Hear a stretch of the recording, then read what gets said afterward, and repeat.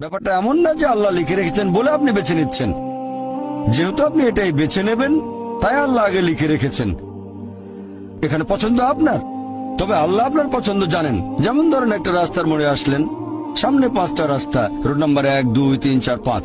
এখানে পছন্দ আপনার, বেছে নিতে পারেন রোড নাম্বার 1, 2, 3, 4, 5।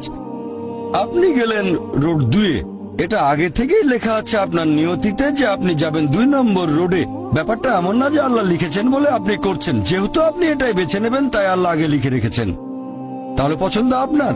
আপনি চাইলে টাকা উপার্জন করতে পারেন ভালো কাজের মাধ্যমে, হালাল উপায়ে, অথবা পারেন চুরি করে হারাম উপায়ে। পছন্দ আপনার।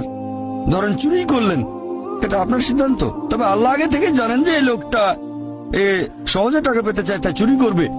তাই আল্লাহ আগে লিখে রেখেছেন যে এই লোকটা 25 বছর বয়সে চুরি করবে। এখানে দোষটা কার? দোষ আসলে আপনার। তবে আল্লাহর আছে ইলমে গায়েব, তাই তিনি আগেই লিখে রেখেছেন।